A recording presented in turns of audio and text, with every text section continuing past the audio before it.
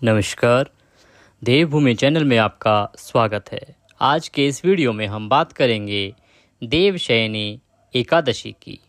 देवशयनी एकादशी कब है, किस दिन इसका व्रत किया जाना चाहिए, पूजा कब होगी और देवता जब सो जाते हैं, देव जब सो रहे हैं तो चातुर्मास की जो शुरुआत है वो कब से हो रही है और देवशयनी एकादशी के बाद कौन कौन से वो मांगलिक कार्य हैं जो नहीं किए जाते हैं, जिन पर विराम लग जाता है और पुनः जो मांगलिक कार्य हैं वो कब से शुरू होंगे, कैसे आपको पूजा करनी चाहिए, क्या सावधानी आपको बरतनी चाहिए, ये पूरी जानकारी आपको अगले कुछ मिनट में हमारे द्वारा दी जाएगी। वीडियो को अंत तक देखें, सारी जानकारी महत्वपूर्ण होने वाली है।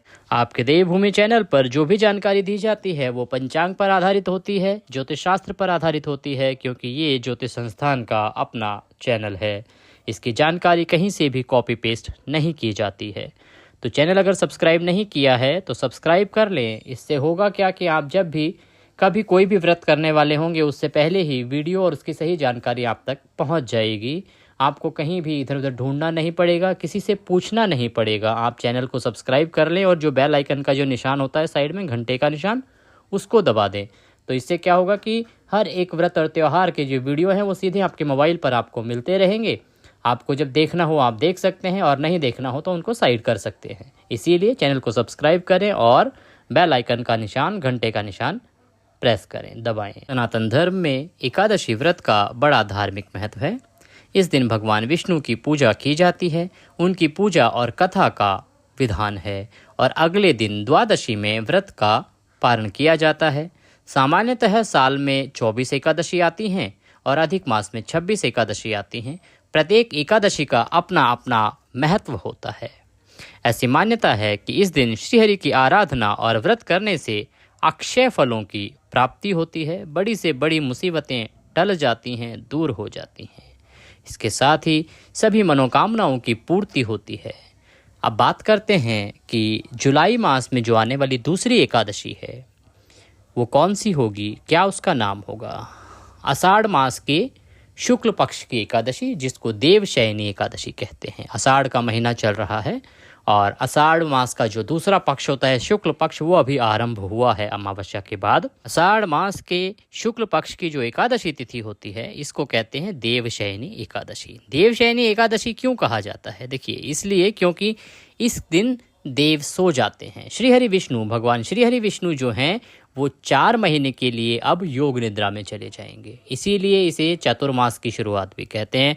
ये अभी भगवान श्रीहरि जो 4 महीने के लिए योग निद्रा में चले जाएंगे तो उससे क्या होगा, जितने भी मांगलिक कार्य हैं, शादी विवाह आदि, वो सब पर रोक लग जाएगी। सनातन धर्म के जो मानने वाले हैं, धर्म ग्रंथों को जो मानने वाले हैं, वो इन 4 महीने में कोई भी शादी आदि कार्य जो है, मांगलिक कार्य जो है, उनको नहीं करते हैं। ये करना निषेध है क्योंकि इस समय देव सो रहे होते हैं। फिर देवउठनी एकादशी जब आती है उसके बाद ही ये सब कार्य जो हैं वो आरंभ होते हैं। तो देवशयनी एकादशी बहुत ही महत्वपूर्ण एकादशी होती है हमारे सभी सनातनियों के लिए, इसलिए इसका ध्यान रखना अति आवश्यक है। एकादशी का व्रत आप जिस दिन कर रहे हैं उस दिन आपको सुबह ब्रह्म मुहूर्त में उठना चाहिए। ब्रह्म मुहूर्त में नहीं उठ सकते हैं तो सूर्योदय से पहले आपको अवश्य ही उठ जाना चाहिए। उठने के बाद स्नान आदि करने के बाद सूर्य को जल दें। सूर्य को जल देने के बाद आपका जो पूजा स्थल है, जहाँ पे आप पूजा करते हैं, वहाँ पे बैठ जाएं। बैठ के सबसे पहले भगवान श्रीहरि को स्नान कराएं। कोई प्रतिमा, कोई तस्वीर आपके मंदिर में होगी। अगर नहीं है भगवान श्रीहरि कोई प्रतिमा या तस्वीर तो आप एक चौकी लें, उस पर एक पीला वस्त्र बिछाएं, उस पर प्रतिमा स्थापित करें, उनको स्नान कराएंगे। स्नान कराने के लिए एक ग्लास या लोटे में जल लीजिए और उस पर थोड़े छींटे दीजिए, सांकेतिक स्नान इसे कहते हैं। फिर भगवान को पोंछ दीजिए, पोंछ के रौली कुमकुम आदि का तिलक लगाइए।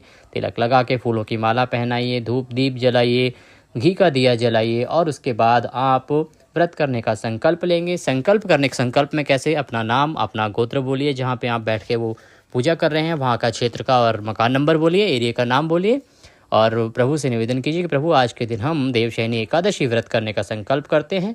जो आप जिस किसी उद्देश्य की पूर्ति के लिए आप कर रहे हैं वो उद्देश्य दोहराइए। प्रभु इसको आप स्वीकार करें और हम सफलतापूर्वक कर पाएँ, इतनी हमें शक्ति दें। और वह संकल्प भगवान के चरणों में छोड़ दीजिए। इसके बाद भगवान की पूजा के बाद आपको कथा श्रवण करनी है, कथा सुननी है। योगिनी एकादशी की कथा आपके पास है तो उसे पढ़े सुने, नहीं है तो आप हमारे चैनल पर भी कथा का वीडियो सुन सकते हैं, देख सकते हैं। उससे आपका जो व्रत है वो अवश्य ही पूर्ण होगा। कथा सुनने के बाद आरती करें, आरती करके फल का भोग लगाएंगे और भोग लगाने के बाद सभी बंधु बांधवों को प्रसाद वितरित करेंगे और प्रसाद वितरण के बाद आप अपने दैनिक कार्यों में लग जाएंगे। शाम के समय हो सके तो कीर्तन कीजिए, भगवान का स्मरण कीजिए, नियमों का पालन कीजिए और अगले दिन आप व्रत का पारण करेंगे। व्रत का जो पारण होगा उसका समय भी अब आपको बताते हैं। उससे पहले आपके लिए जानना आवश्यक है कि एकादशी है कब। देखिए, देवशयनी एकादशी जो है वो आषाढ़ मास के शुक्ल पक्ष की एकादशी होती है और इस एकादशी की शुरुआत हो रही है 16 जुलाई को शाम को 8:33 पर और वह समाप्त होगी 17 जुलाई को शाम को 9:02 पर। इस प्रकार से उदया तिथि के अनुसार जो एकादशी है वो 17 जुलाई को मनाई जाएगी। 17 जुलाई को देव सो रहे हैं, 17 जुलाई को ही देवशयनी एकादशी का व्रत रखा जाएगा। आप 17 को व्रत रखेंगे और 18 को आप इसके व्रत का पारण करेंगे। पारण के लिए 18 जुलाई को समय रहेगा प्रातः 5:17 से और 7:56 तक। इस समय में आप प्रभु का पारण कीजिए, आपका व्रत अवश्य ही सफल होगा। नियमों की जानकारी और एकादशी से संबंधित अन्य जानकारियां कि कौन कौन से कार्यों पर रोक लग जाएगी, अगर कोई इमरजेंसी हो, मजबूरी हो तो आप किस प्रकार से वो कार्य कर सकते हैं, क्या उसके उपाय हैं, क्या उसके नियम हैं, वो सभी आपको अन्य वीडियो में जानकारी देंगे। आज के इस वीडियो में अभी के लिए इतना ही। अगले वीडियो में फिर होगी आपसे मुलाकात, तब तक के लिए जय श्री हरि।